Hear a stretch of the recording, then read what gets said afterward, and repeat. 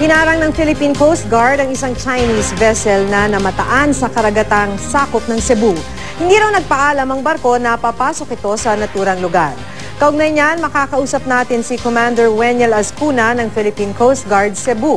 Magandang hapon po, Commander Azcuna. Yes, ma'am. Magandang hapon po sa inyo po. So, sir, pahingi naman po ng konting background. Kailan po ito nangyari? Gaano to kalapit ba sa Cebu?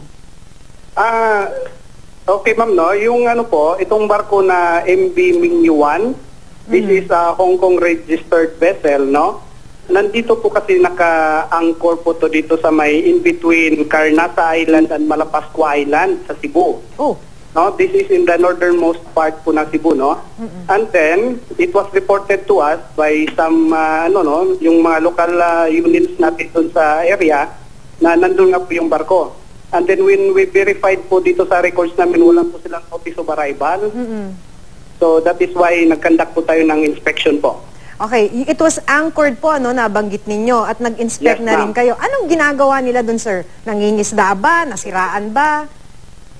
Well, accordingly, ma'am, nung nakausap namin yung kapitan po, ang barko po nila ay galing po sa Taiwan, no? And then they are supposed to, pupunta po sana sa Isabel Leyte to carry their cargo.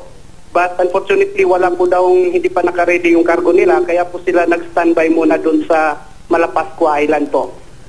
So, dahil po hindi sila nagpaalam, so ano po yung kaso nito? Right now, ma'am, there is an ongoing inspection, ma'am, together with the Bureau of Customs, Immigration and Quarantine. Kasi foreign vessels should have at least notified agencies, no? Papasok sila sa Philippine territory. So right now, immigration personnel are already confiscated the passport and the seaman's book of the crew. Kasi puro Chinese crew po kasi yung on board dito sa barko na to, ma'am. So nasa loob po sila ng barko o sila po ay detained sa Cebu? Right now, ma'am, they need to clear their penalties with the Bureau of Customs and Bureau of Immigration before they will be allowed to depart po. Ano daw po yung karga nila, sir? Doon nga po, ma'am, kasi galing daw po sila ng Taiwan and they are supposed to load the cargo from Isabel Leyte. Hindi nga po ready yung cargo. So, empty po yung barko, ma'am. In-inspect po natin yung mga cargo hold niya. Wala naman pong laman. Walang laman. So, ano daw po yung idadala nila sa Leyte?